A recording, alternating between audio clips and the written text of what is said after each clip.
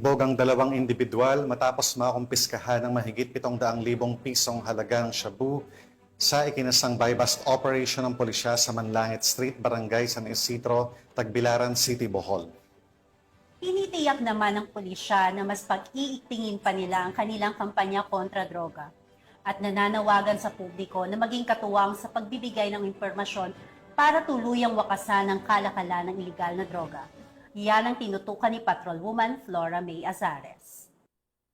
Nakumpis ng Tagbilaran City PNP ang 714,000 pisong halaga ng hinihinalang shabu mula sa dalawang sospek sa isinagawang buy-bust operation ng mga otoridad sa Manlangit Street, Barangay San Isidro, Tagbilaran City, Bohol noong ika-28 ng Hunyo taong kasalukuyan. Kinilala ni Police Lieutenant Colonel John Karen O. Escobar, Chief of Police ng Tagbilaran City Police Station, Bohol Police Provincial Office, ang dalawang sospek na sina Anthony, 41 anyos, isang high-value individual na residente ng Lindaville Phase 2, Tagbilaran City, Bohol, at Marlon, 35 anyos, isang street-level individual na residente ng Kadapdapan, Kandihay, Bohol.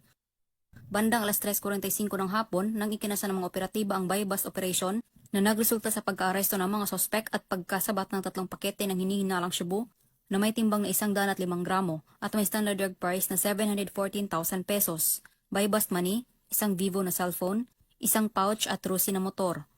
Kasalukuyang nasa kustodiya ng Tagbilaran CPS ang mga sospek at mahaharap sa kasong paglabag sa RA 9165 o Comprehensive Dangerous Drugs Act of 2002.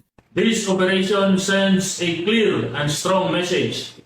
Walang puwang ang iligal na droga sa Tagbilaran City sa ilalim ng kasalukuyang pamunuan.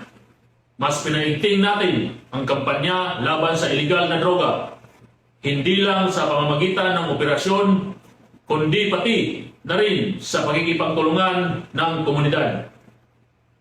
Mula dito sa Central Visayas, ako ang inyong Police News Network Correspondent, Patrolwoman Flora May Azares, alagad ng batas, tagataguyod ng Balitang Pulis.